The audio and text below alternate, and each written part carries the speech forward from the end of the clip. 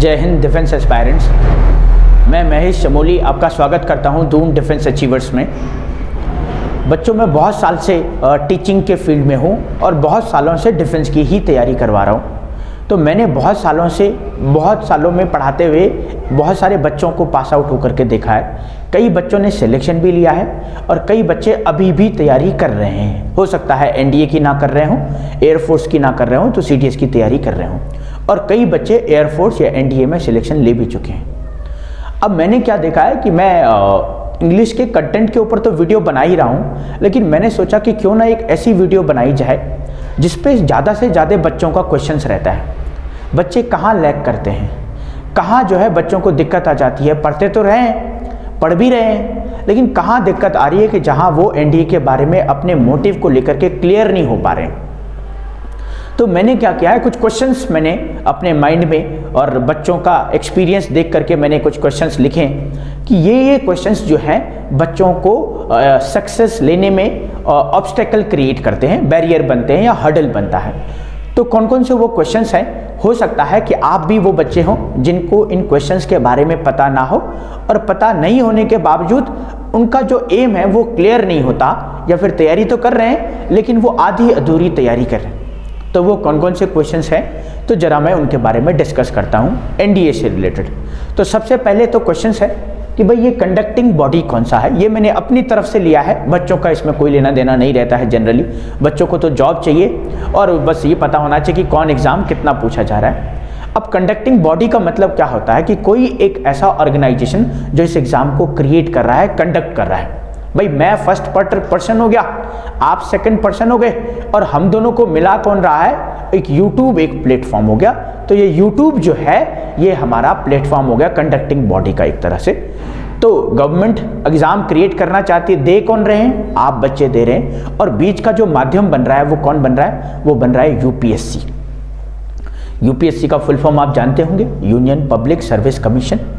ये यूपीएससी इसलिए भी फेमस है क्योंकि दुनिया का हमारे इंडिया का सबसे टफेस्ट एग्जाम क्रिएट करता है, कंडक्ट करता है, जो आईएएस का एग्जाम अनुसार। आईएएस आपने सुना होगा। तो ये कंडक्टिंग बॉडी हमारा यूपीएससी है। ये आईएएस का एग्जाम भी कंडक्ट करता है और हमारा एनडीए और एयरफोर्स का एग्जाम भी कंडक्ट करता है। तो कंडक्टिंग बॉडी कौन है, कौन एग्जाम क्रिएट कर रहा है, वो यूपीएससी है जी। अब बात करें सेकेंड वाले क्वेश्चन की कि फ्रीक्वेंसी ऑफ एग्जाम। ये जो एनडीए का एग्जाम है ना, ये एनडीए का एग्जाम होता कितने बार है? क्या 4 साल में एक बार होता है, क्या 2 साल में एक बार होता है, क्या साल भर में 4 बार होता है? तो ये जो फ्रीक्वेंसी ऑफ एग्जाम है ये होता है 1 साल में 2 बार। साल में 2 बार कौन कौन से टाइम पे होता है? तो एक तो होता है अप्रैल में और एक होता है सितंबर में।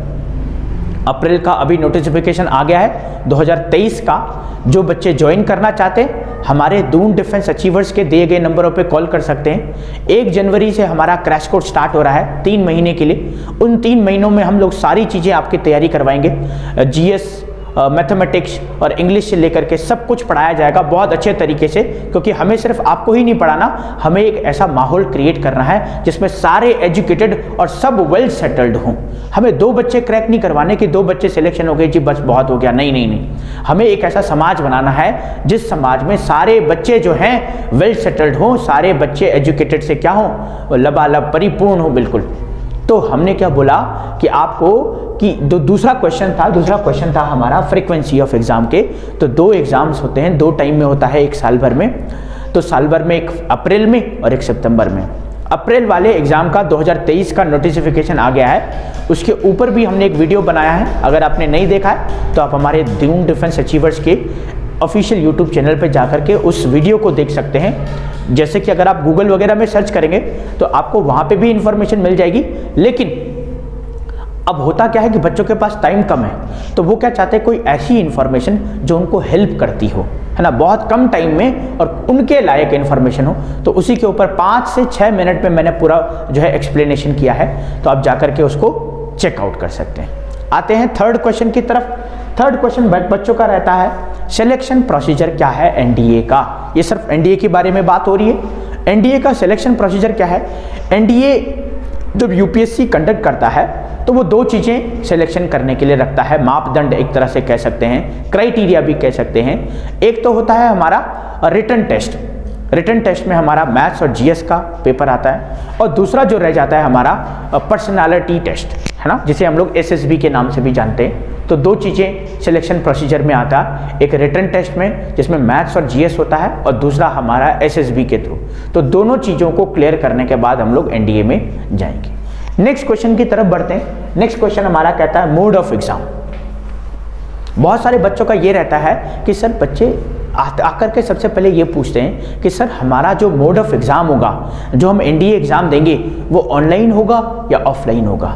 या कई बच्चे कहते हैं कि सर मेरे मामा जी ने या मेरे ताऊ जी ने या मेरे अंकल ने कहा था कि ऑफलाइन होता है, मेरे अंकल ने कहा था ऑनलाइन होता है। तो वैलिड इन्फॉर्मेशन क्या है ये आपको भी पता नहीं। तो ये वैलिड इन्फॉर्मेशन ये है कि जो एनडीए का एग्ज़ाम है ये हमारा ऑफलाइन होता है, मतलब ऑनलाइन ना होकर के, कंप्यूटर बेस्ड ना होकर के ऑफलाइन होगा। आजकल आपने एक नाम सुना होगा सीबीटी। सीबीटी होता है कंप्यूटर बेस्ड टेस्ट, जो आपके बैंक के एग्जाम में या एसएससी के एग्जाम्स में पूछा जाता है। नेक्स्ट क्वेश्चन की तरफ चलें। नेक्स्ट क्वेश्चन हमारा कहता है papers in NDA exams.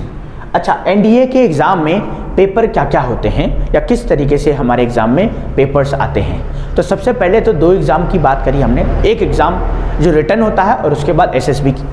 Written में ही दो एग्जाम्स होते हैं, एक तो होता है हमारा किस चीज़ का, मैथमेटिक्स का, सिर्फ मैथमेटिक्स का होता है, और दूसरा हमारा होता है जीएस, जनरल स्टडीज जिसे कहते हैं। अच्छा, आपने सुना होगा जीके, जीके अलग है जिसे जनरल नॉलेज कहते हैं, और जीएस जिसे जनरल स्टडीज कहते हैं। अब इसको जनरल स्टडीज क्यों कहते हैं, क्योंकि इसमें जीके प्लस साइंस जुड़ जाता है, जिसमें आपका हिस्ट्री, पॉलिटी, ज्योग्राफी नहीं बल्कि फिजिक्स, केमिस्ट्री और बायोलॉजी भी जुड़ जाएगा। तो ये हमारा क्या हो गया, ये हमारा रिटन टेस्ट का मोड हो गया, जिसमें मैथमेटिक्स एक होगा, 2.5 घंटे का पेपर होता है मैथमेटिक्स का, और उसके बाद एक और होता है जिसे हम लोग जीएटी कहते हैं, जनरल एबिलिटी टेस्ट, जिसमें इंग्लिश और जीएस आएंगे, वो भी 2.5 घंटे का होगा। तो दो पेपर हमारे होंगे।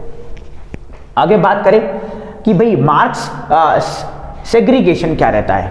भाई आपने बोला दो पेपर तो आते हैं, कौन कौन से, एक तो हो गया मैथमेटिक्स का और एक जीएस का, लेकिन इनमें मार्क्स कितने कितने रहता है। तो मैथमेटिक्स के पेपर की बात करें तो मैथमेटिक्स में हमारे 300 नंबर का मैथमेटिक्स का पेपर होता है, और जीएटी की बात करें, जनरल एबिलिटी टेस्ट की, तो 600 मार्क्स का ये पेपर रहता है।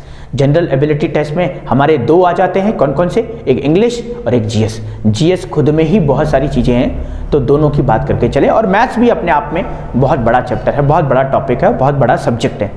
तो दो चीज़ों की हम लोगों ने डिस्कस करी। आगे बात करें किसका, टोटल नंबर ऑफ क्वेश्चंस क्या रहते हैं। अब ये 300 और 600 तो आपने देखा टोटल मार्क्स, लेकिन क्वेश्चन कितने रहते हैं। तो क्वेश्चन हमारा जो मैथ्स का रहता है उसमें 120 क्वेश्चंस आते हैं, और जो हमारा जीएस का रहता है उसमें 150 क्वेश्चंस आते हैं। 120 क्वेश्चन और 150। 120 किस में रहता है, 120 रहता है हमारे मैथ्स में, और 150 किस में रहता है, जीएस में। अच्छा, 120 और 150 मिलकर के कितना बन जाता है, 300 और 600। 120 की अगर बात करें तो मैथ्स का 120 का जो क्वेश्चन रहता है, तो हर एक क्वेश्चन आप मान करके चलेंगे 2.5 मार्क्स का हो जाता है। हर एक क्वेश्चन मैथ्स का 2.5 मार्क्स का हो जाता है। और अगर जनरल एबिलिटी टेस्ट की बात करें, जो 150 क्वेश्चन आते हैं, वो एक क्वेश्चन जो है 4 मार्क्स का रह जाता है। इसीलिए ये 150 मल्टीप्लाई बाय 4 करेंगे तो 600 बन जाता है, और 120 मल्टीप्लाई बाय 2.5 करेंगे तो क्या बन जाता है हमारा, ये हमारा बन जाता है 300, और 300 प्लस 600 इज इक्वल टू 900। तो जो कट ऑफ होती है वो हमारी 900 से डिसाइड होती है।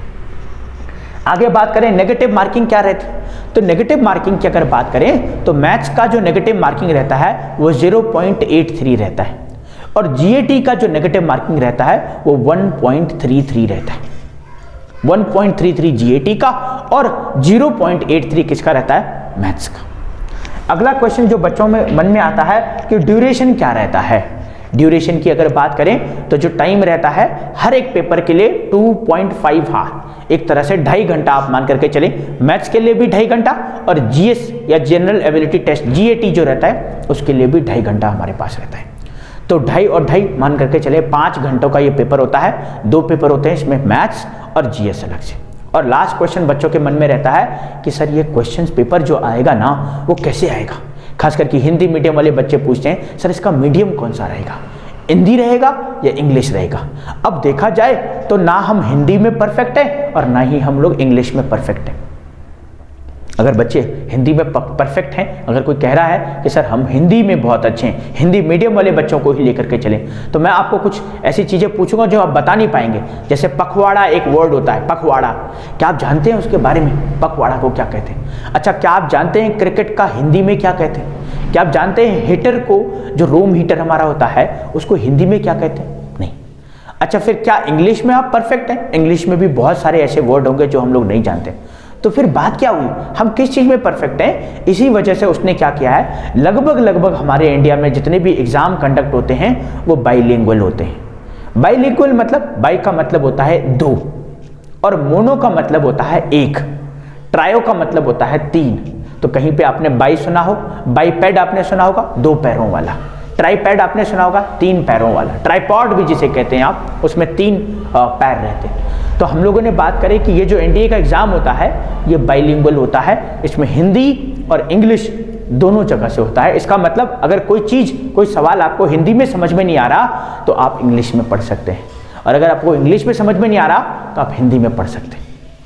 तो ये इंटायर इंफॉर्मेशन रही एनडीए के रिगार्डिंग कि एनडीए कौन कंडक्ट करता है, एनडीए में कितने पेपर आते हैं, एनडीए कितनी बार होता है, एनडीए में कौन सा चैप्टर या कौन सा सब्जेक्ट कितने मार्क्स का वेटेज रखता है, कितने मार्क की माइनस मार्किंग होती है, और ये जो है पेपर हिंदी में आता है या इंग्लिश में आता है। तो ये कुछ क्वेश्चंस मैंने खुद से ऑब्जर्व किए जब मैं बच्चों को पढ़ाता हूँ, इतने सालों से मैं पढ़ा रहा हूँ, तो ये खुद से मैंने क्वेश्चंस ऑब्जर्व किए कि ये इस तरह के क्वेश्चंस हमारे बच्चों के मन में हो सकते हैं while you are preparing for NDA exams. अगर आपके पास भी कोई क्वेश्चंस है, आपको भी लगता है कि ये क्वेश्चन मेरा भी है, तो आप जाकर के हमारे कमेंट बॉक्स में अपने क्वेश्चंस डाल सकते हैं, हम जरूर इन क्वेश्चंस को लेंगे।